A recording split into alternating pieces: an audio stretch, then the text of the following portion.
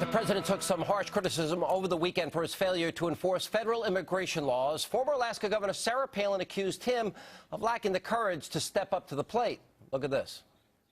Jan Brewer has the cojones that our president does not have to look out for all Americans, not just Arizonans, but all Americans in this desire of ours to secure our borders and allow legal immigration to help build this country, as was the purpose of immigration laws. If our own president will not enforce a federal law, more power to Jan Brewer and 44 other states who are in line to help support Jan Brewer in state laws, state efforts to do what our president won't do. And our next guest put the situation in even more dire terms. In an interview with CNSnews.com, Pinal County, Arizona Sheriff Paul Babeu said that the federal government has become the biggest obstacle to securing our southern border. He said, quote, "Our own government has become our enemy and is taking us to court at a time when we need help." Now, meanwhile, portions of the Arizona law did go into effect last week, but they seem to be causing confusion among politicians and law enforcement alike. Now, one of the provisions, for example, makes it a crime to transport or harbor illegal immigrants, but whether this is intended to apply just to human smugglers or to citizens who transport illegals in their own vehicles, well, that remains up for debate. Now, State Representative John Kavanaugh said, quote, "It wasn't meant to apply for ordinary people, the church worker or the cab driver hauling someone around." But Phoenix Police Department spokesman Tommy Thompson had a different take, saying, quote, "It will be on a case-by-case basis. It will be up to the discretion of the officer." So as you can tell, it's not exactly clear how the implementation of this law is going to play out. And joining me now with reaction to all of this was a man who has voiced very strong opinions on the subject, Pinal County Sheriff Paul Babeu, who is joining us. Sheriff, welcome back. Sean, thanks for having me. All right, you're taking a lot of heat. You did the CNSnews.com interview. Enemy of the government has become our enemy. Explain. That's right. Well, here in Arizona, we're on the front lines. When the Border Patrol themselves say we have 250,000 illegals that they apprehended, but that's only a reflection of 1 out of every 2.6. So by their own count, there's 300,000 plus illegals who are coming in, and we have no clue who they are. So we're asking for help, and at a time when Arizona has taken matters into our own hand and asking for help from the federal government, what do we get? What they put up in Pinal County, my county, is billboard-sized signs that warn our own citizens 80 miles north of the border, danger, beware, stay out of here because of armed bandits, drug smugglers. This is America, and we have armed paramilitary squad-sized elements coming through our county every day and every night, and they even ambushed one of my deputies. Yeah, well, look, the violence on the border is, and I've been down there a number of times, is right. Dramatically worse than I think most people know. The other thing I'm going to ask you, and because you got so much reaction, it was the headline on Drudge all day, so I know you've been getting a lot of media inquiries about it.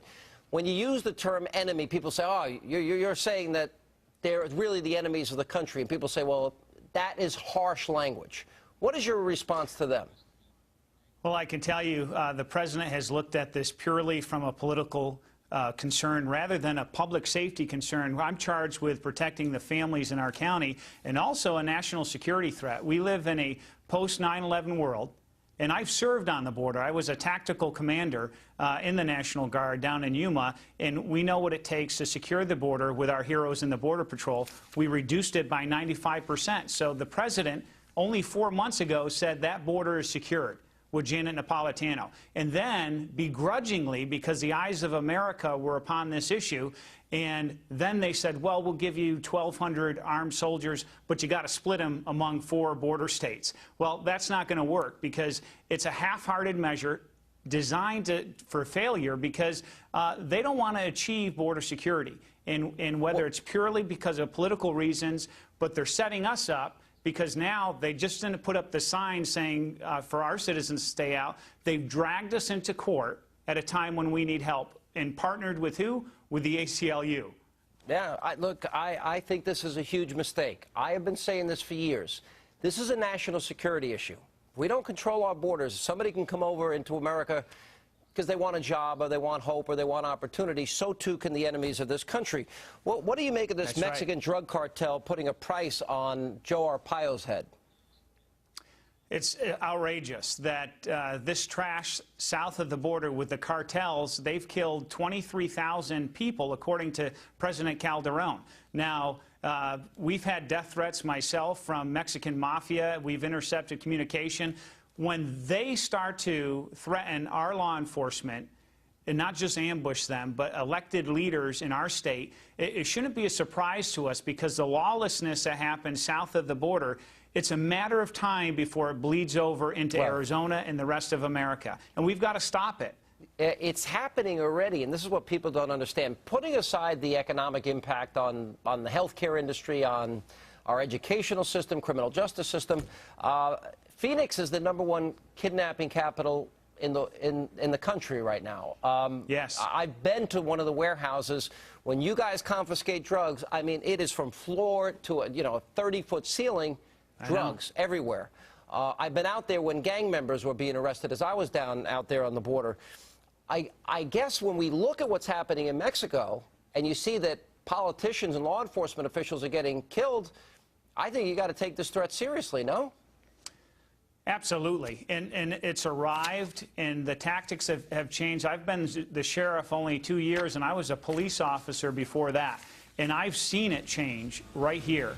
And when we can see them fleeing from police, always armed, the threat is greater, and the president hasn't been here. Why doesn't he stop doing all these fundraisers for candidates and get out here to Arizona and see for himself that this is a threat to our nation's security?